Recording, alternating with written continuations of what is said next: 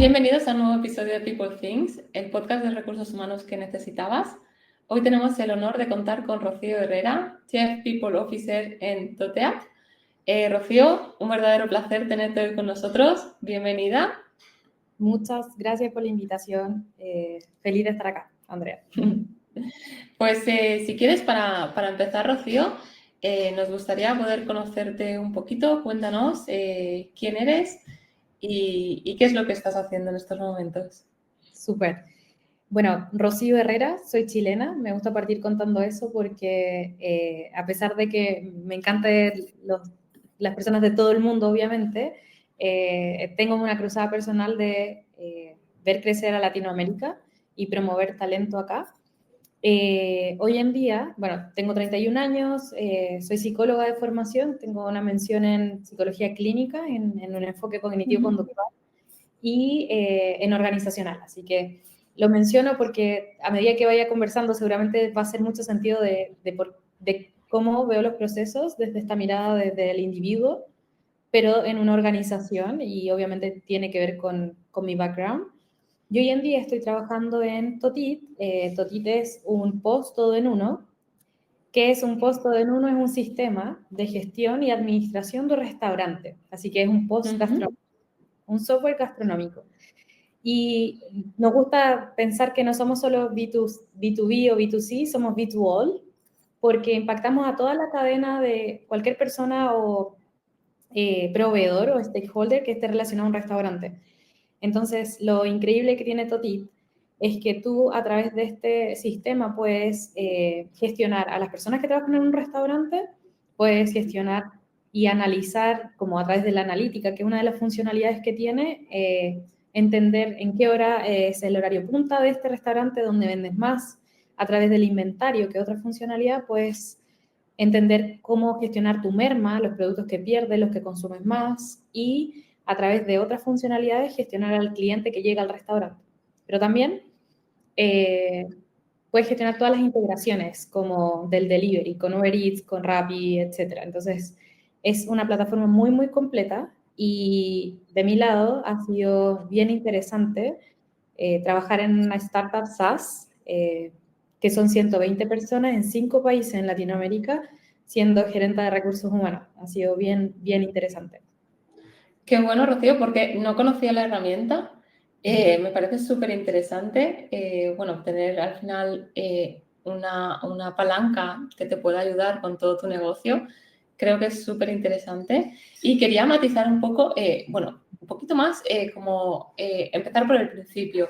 ¿Cómo llegas, Rocío, aquí? ¿Cómo empiezas como tu trayectoria en recursos humanos y cómo te surge esta oportunidad? Porque en otras ocasiones me he dado cuenta que, bueno, algunas personas cuando empiezan en el área, en ciertas ocasiones se quedan como encasilladas, ¿no? Si estás empezando a hacer toda la parte de selección, casi acabas de por vida en selección, ¿no? Si estás haciendo temas de formación o de más temas administrativos, acabas como un poco encasillada, por así decirlo. ¿Cómo es ese recorrido tuyo? Sí, me encanta tu pregunta, Andrea. Y me encanta porque también ha sido como algo que yo he ido madurando a través del tiempo. A veces como que nos vamos moviendo un poco más en automático y no te vas dando cuenta como de cómo lo lograste o cómo llegaste hasta cierto espacio que fue cambiando. Y te das cuenta que efectivamente hay colegas que se han quedado como en un mismo camino, que no tiene nada de malo, obviamente, pero en definitiva tú puedes abrirte camino. Y en Latinoamérica, seguramente tú desde España nos puedes contar más, pero en Latinoamérica pasa harto que las personas lo que estudian tienen que ejercerlo. Pero en cambio en Estados Unidos existe mucho esto de que tú estudias la carrera que te apasiona y luego ejerces en lo que apasionas. Entonces es muy normal y muy común, más que normal, es muy común ver periodistas que terminan siendo Chief of Revenue en una SaaS, el político que era arquitecto realmente, y así. Todo el mundo hace como que se mueve un poco más desde la pasión, lo que le apasiona. Pero en Latinoamérica teníamos esta idea de que tu carrera es la que tienes que seguir y casarte. Hace unos años, ya después de pandemia sobre todo, donde la gente se vio forzada, las personas se vieron forzadas a desestructurarse y adaptarse a las opciones de trabajo que habían, muchos empezaron a mirarse y decir como, ok, yo puedo hacer esto de diferentes formas. y fue algo que yo creo que venía para mí bien inculcado desde mi universidad. Yo estudié en la Universidad del Desarrollo, que es una escuela de negocios realmente, donde todo el enfoque era como de negocios. Como todo funcionaba, tu emprendimiento como un negocio, tu familia como un negocio. Mientras estudias, cómo lo conviertes en un negocio que sea escalable, de la mejor forma, que, que traiga algo de vuelta, etc. Y entonces, en esa perspectiva, yo parto en reclutamiento y selección en una empresa bien como grande, teníamos diferentes clientes y yo era especialista en tech. Entonces, ese Ujú. primer año de mi carrera profesional fue súper bonito, bien importante, porque tuve que aprender mucho de software.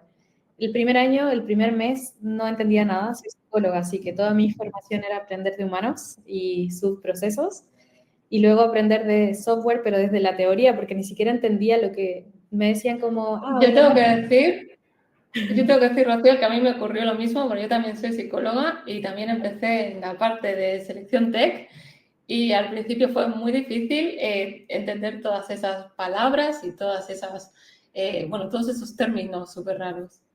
Y no sé si te pasó que al final te das cuenta que cuando ya aprendes todo eso, te da como superpoderes porque te abre la Ujú. mente a darte cuenta que puedes aprender lo que tú quieras. Y luego, en mi caso, me gustó tanto que se volvió como mi pasión aprender de tecnología. Y entonces se me hacía muy familiar pensar como un desarrollador, pensar como esta persona, a pesar de yo no hacer código. Intenté en Ujú. algún momento aprender, pero luego dije, ok, no necesito aprender eso para estar en este mundo, ni programar para, puedes analizar datos, etcétera, lo que necesitas, pero no iba por ahí el camino que quería seguir. Y decido seguir mi camino en reclutamiento y selección tech. Particularmente luego terminé liderando equipos y cómo terminé en ser gerente de recursos humanos, porque en algún momento dije, ok, desde psicología, siempre te dicen tus profesores mientras estudias que cuando una persona se vuelve muy especialista en un área y ya la domina al 100% y logró llegar a dominar un área al 100%, es capaz de dominar cualquier otra área. En cambio, cuando nunca lograste ser especialista en algo, es probable que te cueste excavar en algunos procesos, como encontrar la información. Hay algo ahí. Yo me abracé a esa idea, Andrea, me abracé a la idea de que yo podía abrazar cualquier otra área que quisiera y también porque uno va aprendiendo diferentes cosas, independiente de que solo tú estés en un área, te relacionas con todas las partes de una organización y sentía que ya estaba lista para un siguiente desafío y uno nuevo más bien, porque haber seguido por ese camino me apasionaba un montón, quizás podría haber cambiado de industria, etcétera, pero quería seguir en la industria de la tecnología desde un siguiente rol y seguir liderando equipos y construyendo procesos también, que es algo que me apasiona mucho. Qué bueno. Y bueno, cuando llegaste a Tatit, no sé si había procesos definidos, porque bueno, me comentabas que es una startup, no sé en qué estado llegaste a la startup. ¿Tuviste toda esa parte de construir procesos, de definir la cultura, los valores, o estáis trabajando esto, o cuando llegaste ya estaba trabajado? Sí, es muy interesante. Yo creo que a algunas de las personas que están escuchando esto le va a hacer sentido. Y es que a pesar de Totit ser una empresa que llevaba cerca de 7 años en el mercado, Ujú. no tenía construida su cultura. Y no porque no hubieran querido o no le vieran el valor, es porque como buena startup tienen que enfocarse en lo que mantiene a la startup viviendo, ¿no? Que es enfocarse en las ventas, en conseguir el revenue que estimamos como meta, y por lo tanto, cuando yo ingreso, ya habían habido algunos intentos de crear cosas, pero no fueron exitosos. Estaban los Ujú. procesos legales, por supuesto, de cada país, como contratos, etcétera. Eso hicieron muy bien, que se enfocaron en que lo legal estuviera bien. Y luego ingreso yo y ya, por supuesto, mi foco fue crear la cultura. Cualquier cosa que hagas cuando ya está definida la cultura, los valores, la misión y el propósito, siempre se hace mucho más fácil y tiene mucho más sentido. Entonces, llego, ellos ya habían intentado crear sus valores, propósitos, con ellos me refiero a mis pares, el C-Level, tenían Ujú. algo ya establecido, solo que nunca habían hecho una bajada. Entonces, para ser sincera, me ayudaron muchísimo en esto. Y tenía mucho que ver realmente con este desafío, así que lo que yo hice fue crear los principios, hacer la bajada, y ahora vamos en toda la fase de reconocimiento, de que se viva en el día a día. Y en todas las otras áreas, Andrea, en recursos humanos tenemos todas las áreas, recruiting, compensaciones, beneficios, desarrollo organizacional, etcétera. Hemos tenido que decidir enfocarnos en qué va a proveer una mejor experiencia para los colaboradores que están hoy, totiters les llamamos, para nuestros totiters. Muchas tendencias actuales, justo hace unos días estaba dando una clase de esto, y todas las tendencias actuales ya no hablan del plan de carrera, hablan de la experiencia. Lo que quieres es que las personas, mientras trabajen contigo, tengan una tan buena experiencia que quieran o quedarse o volver. Porque de todas maneras, ya no está claro que las personas no se quedan tanto en una organización como para tener que tener un plan definido con cajitas, cuál es tu siguiente nivel, etcétera.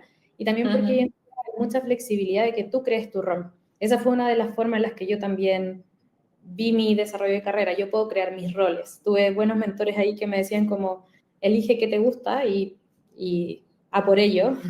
Justo a mí me encantan los recursos humanos y people, entonces se me hizo mucho más claro. Y en esto de ir creando los procesos, hemos dado prioridad a lo que ayuda a que también alcancemos las metas del negocio. Por ejemplo, performance. O justo estamos en una fase de feedback de medio año, que no necesariamente es la evaluación de desempeño formal, pero que es como el primer push de cómo vamos, qué hacer nuevo y cómo seguir, ¿no? Así que hemos tenido que crear casi todo lo del journey del colaborador desde cero, pero la base principal, que era lo legal, las compensaciones, los contadores, ya estaba. Así que yo estoy partiendo desde ahí para arriba.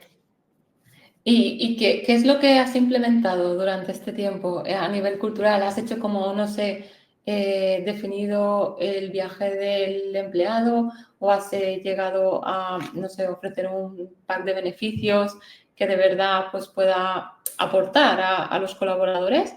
Cuéntanos aquí un poquito más. Sí. Aquí voy a hacer la diferencia de...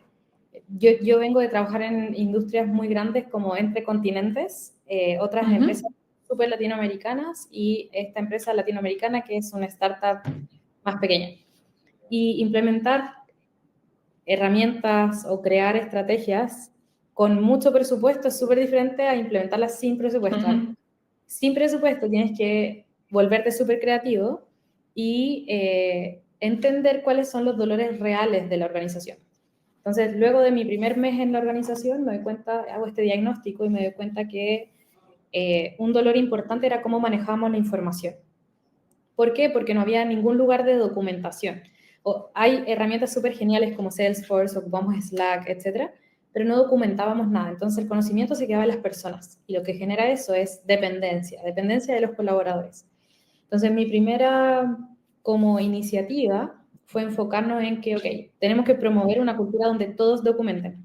Como todas las empresas de tecnología donde yo he trabajado, o las áreas de tecnología, el área de ingeniería permeaba muy fuerte, entonces para ellos una muy buena práctica es documentar, ya sea en el código, por fuera, etcétera, pero siempre están documentando.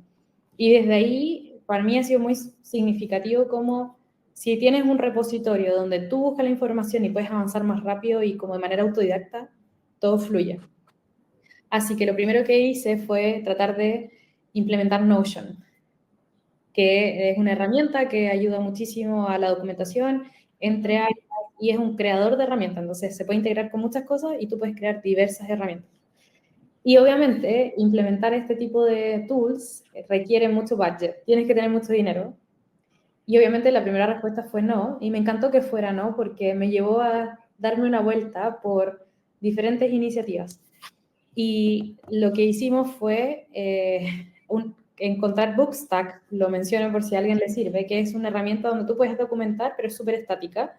Y el Head of Engineering me ayudó con el servidor, que costaba $50 mensuales para mantener esto andando, pero era una página súper estática y no permitía crear tantas cosas ni comunicarnos entre áreas mientras documentabas. Pero ese fue como mi debut. Se pueden hacer cosas con bajo presupuesto, pero no van a ser tan ágiles y tan rápidas de manipular para las personas. Y bueno, después de que probamos que era importante, ya dijeron, ok, esto es muy relevante, vamos con Notion, así que, ok, tenemos Notion. Pero Y lo creo que otro, esa es parte de la magia de una startup, ¿no? exacto, exacto. Y lo otro que me gusta muchísimo era, ya te adelantaba que no había nada preparado todo era muy manual, ¿no? De saludar los cumpleaños, los aniversarios y todo, son cosas que llenan el corazón de los colaboradores y que sí marcan la diferencia. Y no las hacíamos, y si las hacíamos tenía que estar Ro o otras personas del equipo haciéndolo manualmente. Entonces, lo que hicimos fue ocupar los flujos de Slack y crear un bot y pedirle a alguien de ingeniería que nos ayudara a crear un bot. Entonces hicimos un bot de Totit, que es el bot que programamos para que lance los cumpleaños por sí solo y para que lance los aniversarios por sí solo, que obviamente marca la diferencia. Y por último, o sea, ese tipo de gestiones que requieren que le metas cabeza, pero pienso que mi pasado en tecnología o entendiendo que todo se puede automatizar y que se puede hacer escalable, me ayudó como a pensar, ok, quizás no necesito dinero ahora para contratar una herramienta que haga esto, un bot de Slack, porque lo puedo crear internamente con media hora de un desarrollador, ¿no? Entonces, eso ayudó mucho. Y lo otro es el foco en los líderes. ¿Por qué el foco en los líderes? No porque sean más importantes que el resto de la organización, todos son igual de importantes y tienen un aporte fundamental, pero los líderes porque pueden hacer la diferencia respecto al ejemplo. Entonces, con los líderes estamos haciendo todo un plan de enseñarles a dar feedback, a medir a sus equipos, no importando el área, todos tienen que medir y enfocarse en el management de gestionar a las personas. No es como ya cumple tu meta y te dejo, Andrea, que te vaya bien. Te preguntan 6 meses más cómo vas. Te tengo que acompañar en el camino, te tengo que acompañar en el proceso y va muy de la mano de que tenemos que cuidar la experiencia. Y sabemos, y no pasa de moda, que los colaboradores dejamos los trabajos por los líderes.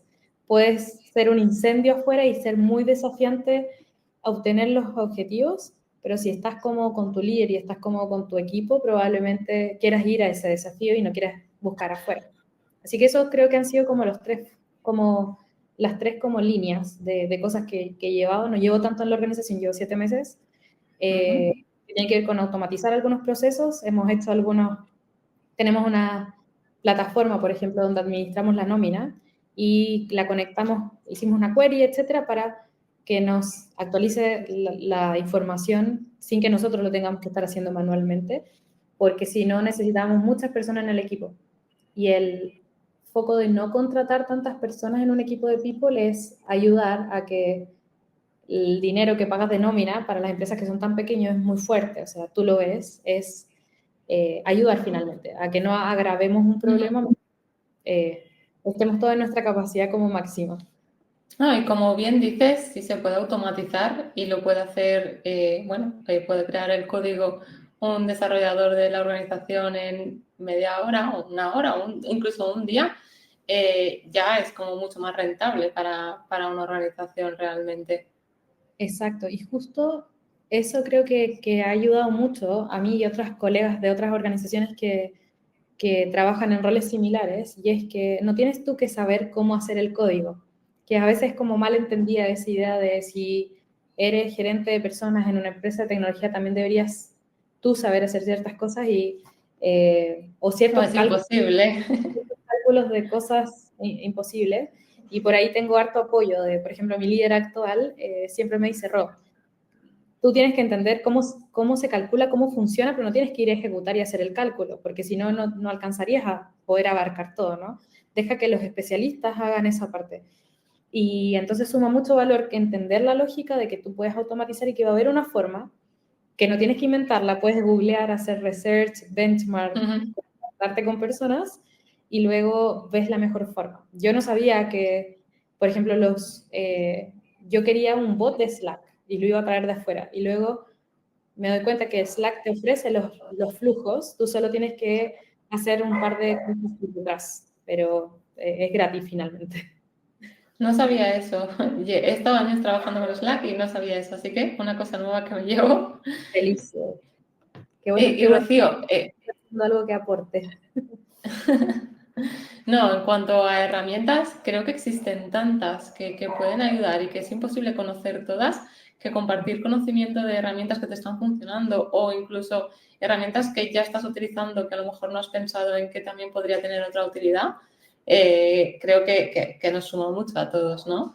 Y Rocío, te quería preguntar también, porque no sé si tenéis en mente hacer algo de tema de diversidad, inclusión o si, bueno, en el pasado has tenido como oportunidad, creo que también es un tema bastante interesante, no lo hemos tocado en el podcast y bueno, vi que habías hecho algunas cosas y no sé, te quería preguntar y que nos cuentes. Sí, buenísima la pregunta. Me gusta mucho porque diversidad e inclusión es un tema que abarca tantas cosas que finalmente lo que yo decidí era enfocarme en el espacio de diversidad e inclusión donde yo podía aportar más según lo que me removía a mí, etcétera, y lo que también tenía más conocimiento. Y ahí decidí, al principio fue más forzado, pero fue tratar de ser embajadora de todo lo que tiene que ver con el movimiento de mujeres en tecnología. Ujú. Al principio fue más forzado porque desde las empresas donde, años atrás, antes de la pandemia, 7, 8 años atrás, era imposible casi encontrar una mujer que desarrollara, ¿no?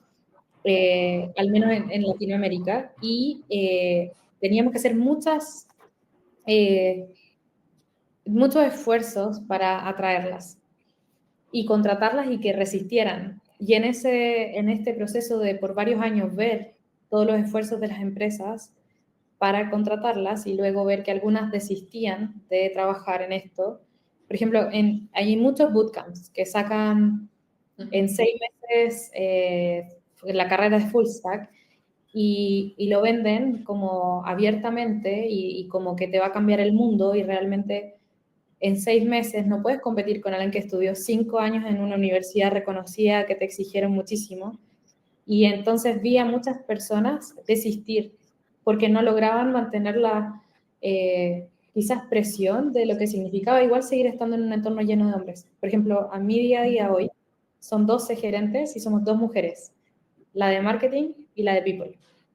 Entonces, es muy interesante porque finalmente algo que puedo reconocer es que los entornos en los que he estado, estas personas, independiente del género, siempre están en el modo colaborar y te respetan por tu conocimiento, eh, por tus experiencias, por lo que aportas y finalmente decidí que quería volcarme a ayudar y todo el año pasado, el 2023, me dediqué a hacer coaching para mujeres que estaban insertándose en el mundo de la tecnología y mi foco era decirles, como ayudarles, a no solo enfocarse en pasar un proceso de selección, sino que enfocarse en desarrollar habilidades para la vida. Ese era mi foco. Ujú. ¿Por qué? Porque ya con el tiempo comprobamos que quienes resisten en los trabajos, son exitosos, independiente del trabajo o la industria, son las personas que han desarrollado más su mentalidad de crecimiento, como hay un libro que me encanta que habla del growth mindset y del fixed mindset, y también todo lo que son habilidades blandas, que en psicología no le llamamos habilidades blandas, me imagino, es como solamente desarrollar, porque si tú quieres aprender algo, por más difícil que sea, quizás te va a tomar más tiempo, pero probablemente lo vas a aprender. Pero todo lo que tiene que ver con desarrollar habilidades estratégicas como comunicación, empatía, etcétera, tiene mucho más que ver con cómo te mueve a ti por tus emociones y tus vivencias personales que tiempo. No, el tiempo no va a hacer mucha diferencia si uno no hace algo profundo por mejorar o aprender a leer espacio, a tener conversaciones difíciles, etcétera. Ujú.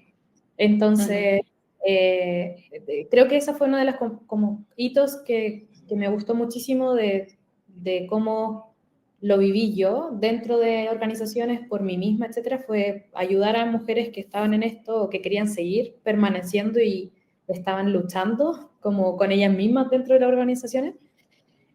Y lo otro ya tiene que ver con, en algunas empresas en las que he estado, hemos sido capaces de contratar personas con habilidades diferentes, por ejemplo.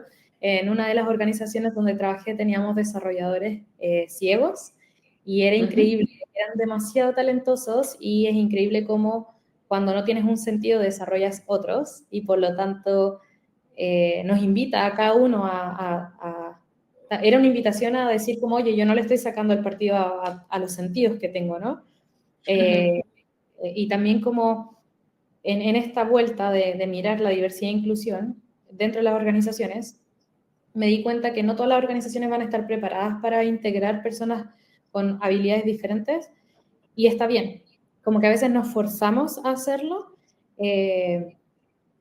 a tal límite que finalmente a veces podemos hasta dañar personas trayéndolas a nuestra organización cuando no todo el mundo está preparado. Acá, la mayor diversidad que hay en mi empresa actual es de nacionalidades. Es un entorno enriquecido de muchas nacionalidades y está muy genial de ver, porque obviamente vienen, entre más diversos son los equipos, más ideas diferentes y distintas tienes. Así que por ahora eso podría contarte, Andrea. Totalmente, creo que has hecho muchas cosas súper interesantes. Quería nada añadir que yo me he encontrado esa parte que decías de mujeres en tecnología. Yo he trabajado, bueno, en parte de agencia, trabajando con muchas startups diferentes y claro, al final tú tienes un producto tecnológico y tu equipo más sólido, por así decirlo, más grande, es el equipo de desarrollo, ¿no? Es el equipo técnico. Y en el momento que estas empresas crecían y se ponían a realizar todas las políticas de diversidad e inclusión, se daban cuenta de que tenían un problema en cuanto al porcentaje de mujeres en tecnología, ¿vale? Exacto. Cuando les ayudábamos en el área de hiring, era como, no, pero nosotros necesitamos que sean mujeres. Claro, bueno, ético puede ser o no, ¿vale? Porque, claro, al final en un proceso de selección no hay que diferenciar en género, pero se encontraban con un problema de diversidad en un equipo concreto. Y me ha pasado muchísimas veces con muchísimas empresas, bueno, sobre todo el sector tecnológico, con ese gran problema y lo difícil que era, ¿no? Porque muchas de las mujeres que tú decías que habían desarrollado esas habilidades y conseguían tener esa carrera buena en desarrollo, estaban muy, muy, muy protegidas en su organización. Simplemente quería matizar esa parte Justo, porque me parecía curioso. exacto. Andrea, justo había una última idea respecto a eso que quería compartir, y es que también yo partí de la base de pensar que era una mujer en tecnología, porque obviamente podemos entender diferentes cosas respecto a esa frase, ¿no? Por ejemplo, yo no hago código en el día a día, me interesa muchísimo, me parece genial y pienso que puedes resolver tantas cosas codeando, pero igual soy mujer en tecnología. Yo Como pienso vivo, igual. lidero un equipo de tecnología, mi día a día es hablar con personas que hacen esto. Entonces, esto he tratado de promover, que estar en tecnología para las mujeres no tiene que ser desarrollar. Hay tantos roles cuando empresas trabajan con agilidad, puede ser Scrum Master, que es a las mujeres, obviamente hay que pararnos desde el espacio en lo que podemos aportar con algo diferente, que es que tenemos habilidades de conciliación, de orden, que somos perpicaces, que nos gusta integrar a los demás, metodologías de trabajo, etc. Y están estos roles de Product Owner, Project Manager, Scrum Master, etc. en industrias de tecnología. Entonces, esto es algo que me encantaría decir porque quiero que ojalá llegue a más personas, que es que si quieres trabajar en tecnología porque te apasiona, la única solución no es hacer código o analizar datos. Siempre analizamos datos en cualquier rol, pero me refiero a hacer data management ya propiamente tal, como hacer tú los análisis. Y sobre todo hoy en día, que existen tantas plataformas como Google Analytics, que tú metes o Locker Studio, que tú finalmente tienes la base de datos en un Excel y luego de eso estas herramientas van haciendo por ti los gráficos. Tú tienes que saber cómo analizarlos bien. Ese es el goal. Así que ser mujer en tecnología es muy amplio, no solo hacer código.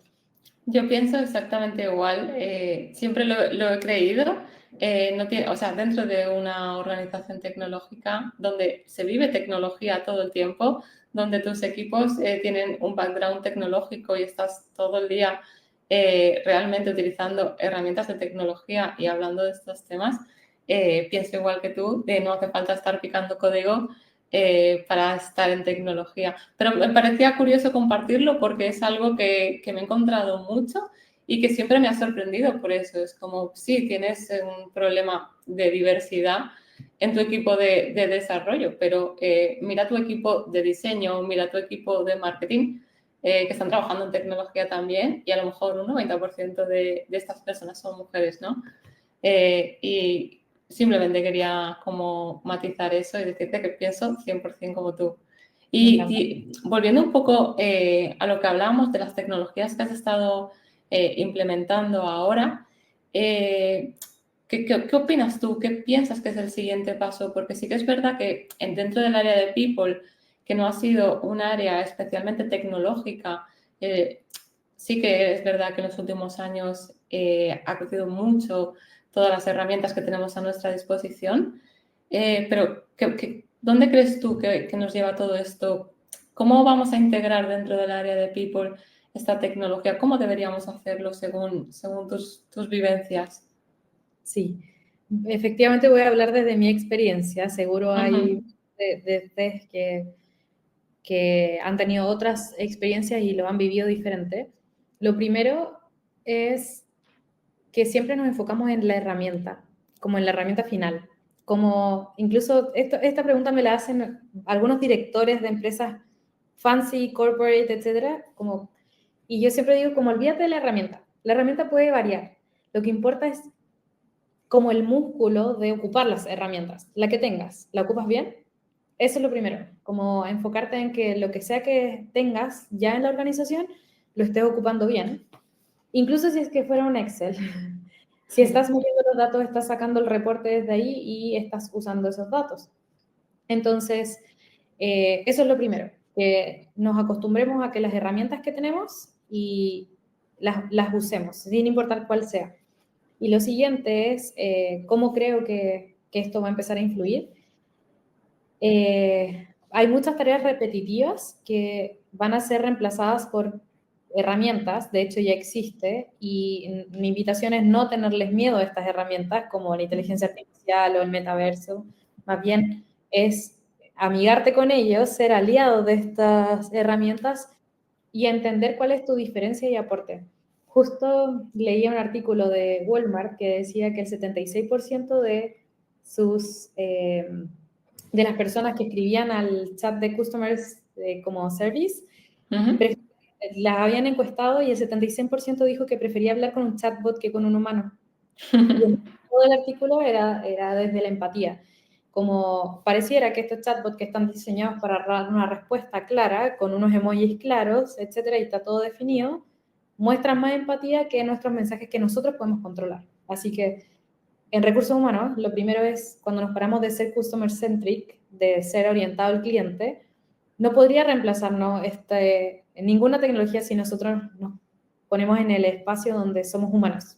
Ujú. Siempre digo que las herramientas están al servicio del humano, no al revés. Me ha pasado llegar a equipos que quizás que yo no formé, donde tienen una herramienta y son súper rígidos con la herramienta, como de, hay cosas que no podemos hacer porque esta herramienta no lo permite yo. Ok, entonces el problema no es que tú no hagas las cosas, es que tenemos que cambiar la herramienta, ¿no? Así que lo primero es leer la realidad de tu organización y saber buscar una herramienta que tenga que ver con tu empresa actual. Yo creo que ya a esta altura de mi vida he ocupado unas herramientas muy fancy y hermosas. Voy a mencionar Lever porque ocupar Lever fue increíble con todo lo que tiene que ver con manejar el funnel de selección. Puedes manejar los candidatos por etapas, después sacar métricas, el hiring manager y los entrevistadores pueden meterse, o sea, es un nivel de integración en un solo ATS que finalmente te das cuenta que tú puedes dedicarte a hacer tu trabajo en lo que realmente eres bueno, que no es estar llenando una planilla, es más bien reclutando, por ejemplo, en reclutamiento y selección. Y yo creo que el camino es que van a empezar a existir estas herramientas que van a hacer todo por ti. O sea, no todo por ti que te van a reemplazar, sino que va a ser una herramienta que va a gestionar todo.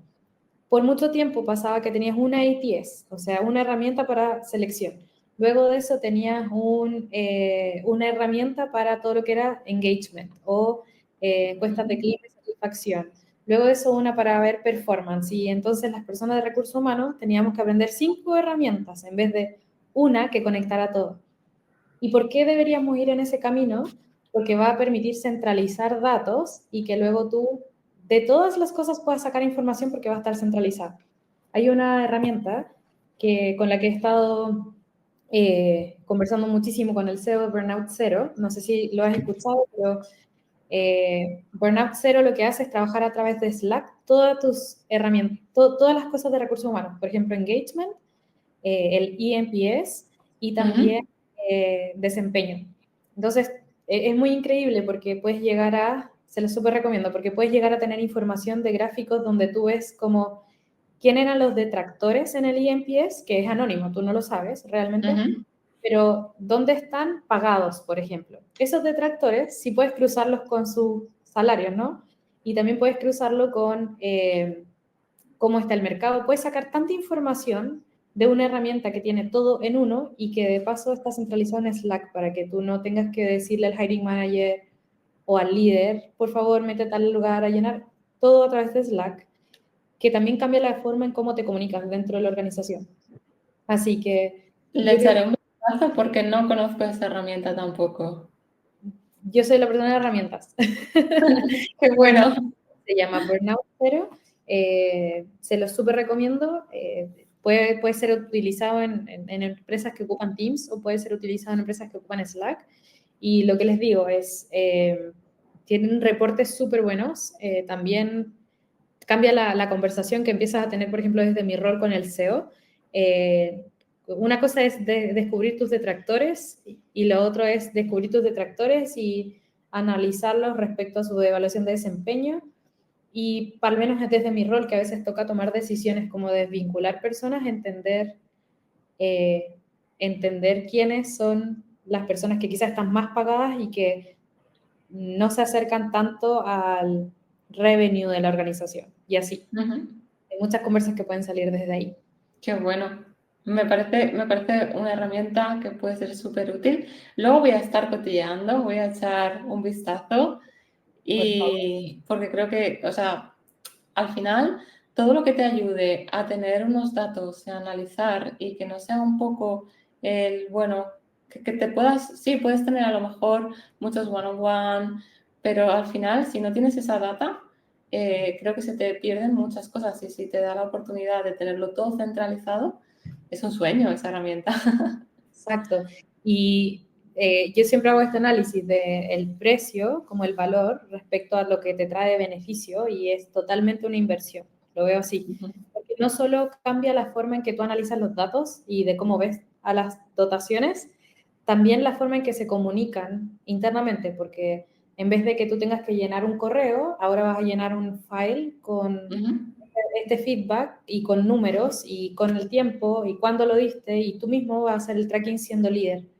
Entonces, libera un poco al área de people. De hecho, esa sería como otra parte para responder de tu pregunta, que es como el área de people. No necesitas a una persona a muchas personas para hacer muchas cosas. Necesitas un par de personas que logren empoderar al negocio. Porque finalmente nuestro valor no está en hacer todo nosotros, es en cómo empoderamos a los demás y cómo les enseñamos a liderar, a entrevistar, etc.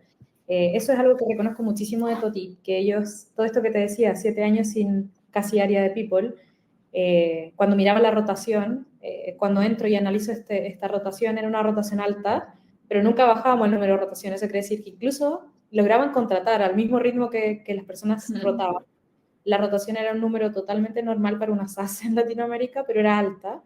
Y yo encontré puras cosas positivas de eso. Wow, los hiring managers, los líderes están comprometidos, refieren, están siempre buscando, mirando el mercado, que es como algo que no podemos perder, siendo no solo de people, así que por ahí, entre las herramientas, hay otras cosas que he visualizado de que Totita ha hecho bastante bien para mantenerse estos 7 años. Qué bueno. Y para terminar, Rocío, ¿qué consejo le darías a alguien que está empezando su carrera o que quiere empezar su carrera en recursos humanos? Buenísimo. Sí. Lo que me gustaría partir diciendo que cada uno puede crear su camino. no tener miedo a aprender cosas diferentes, por ejemplo. Creo que es algo que yo he tratado de implementar siempre y promover a mi alrededor, que es como nunca sabemos nada, pero podemos saber mucho más de lo que sabemos hoy de diferentes cosas. Y para ser un aliado estratégico de los negocios estando en recursos humanos, sin importar el área en el que estás, ya sea selección, desarrollo organizacional, compensaciones, beneficios, engagement, etc., siempre tienes que entender la estrategia del negocio. ¿Qué quiere ser este negocio? Por ejemplo, Totip quiere ser el experto gastronómico más importante de Latinoamérica. Y entonces, como yo desde mi área ayudo a que todos los Totiters trabajemos en pos de lograr ese objetivo.